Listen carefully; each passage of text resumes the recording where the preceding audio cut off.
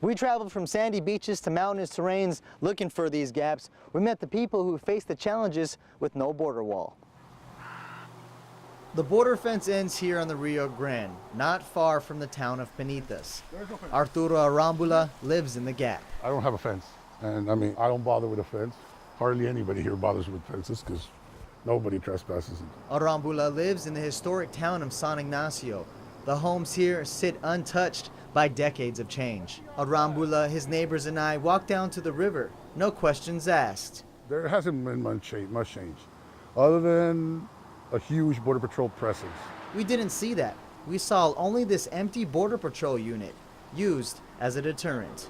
Arambula says the town remains peaceful. San Ignacio's Border Patrol presence stands in contrast to others along the Rio Grande.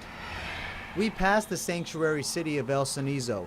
The high brush line near the river can't hide a crosser's journey. The security risk continues upstream in Laredo. We see almost on a daily basis the Border Patrol vehicles running across. Army veteran Eleno Baron lives a few feet away from an unexpected path into the city.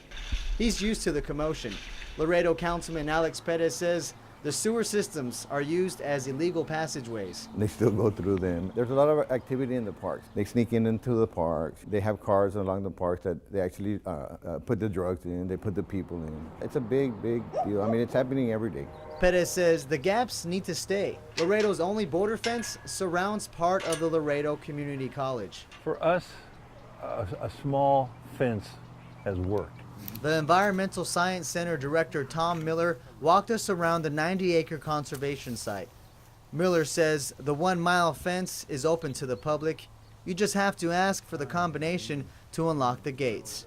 Who wants to sit here all day long watching that gate? And actually there's 11 gates through our fence. Miller agrees another barrier will not work in Laredo. We have too much change of topography to really make it practical. The city worries about its uncertain future for its trade efforts. Laredo is the third largest import and export city in the nation.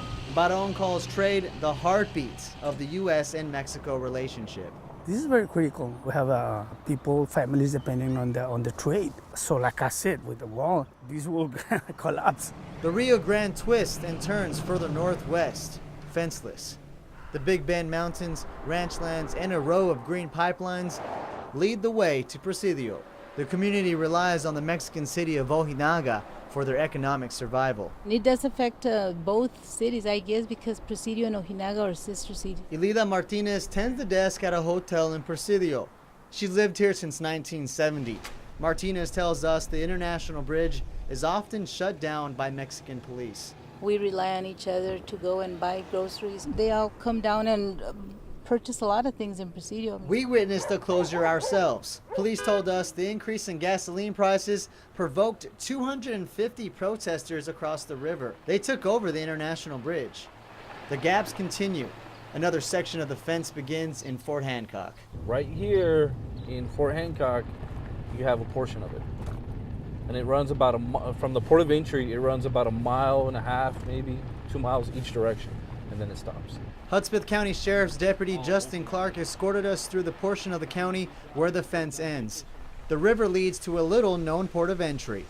See, this is the footbridge right here. This is one of 2 footbridges that lead to Mexico. Deputy Clark tells us the 5th pillar on this footbridge is considered the international boundary. He explains this is where most of the people who cross the border illegally enter into. Deputy Clark explains this footbridge is also used as a drug smuggling corridor. What they do is they cross the border illegally and they use the light poles as drop-off points. They'll have it preset where they load the drugs into a car and they'll take them back to El Paso.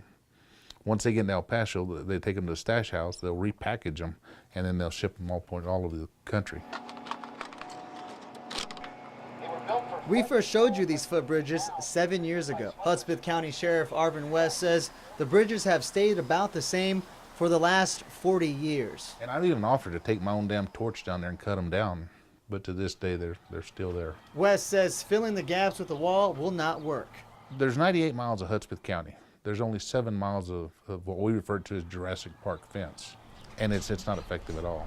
West wants more agents to patrol the county. Border Patrol installed sensors near the footbridges. We saw the problem firsthand. We watched the clock with Deputy Clark. It took 21 minutes for an agent to find us and ask us why we were there. West tells us with or without the needed agents, his jail can't hold any more. If you look at my average of what I keep in jail here, I average .003 locals in my county jail. You'll find about 120 inmates in his jail all the time. He explains they can't keep up with the illegal traffic that enters the county. He was forced to change policy. I quit taking cases for 2 years off the checkpoint because it was breaking this county. We were losing around or spending around $400,000 a year to arrest these people, prosecute them, and then either send them to the penitentiary or probation. He wants President Trump to know what goes on in his county. I'm going to reach out to him and see if we can't sit down and have some of these hard discussions about keeping Border Patrol on the border and letting them do their damn job. Less than an hour drives away from Fort Hancock, the scenery changes. A highway, 2 border fences, and surveillance cameras line El Paso neighborhoods. No gaps here. President Trump's executive order says a physical wall will be impassable. Tonight at 10:30, we take a closer look at what people here think about the political fight ahead and what challenges they face when life happens in the gaps.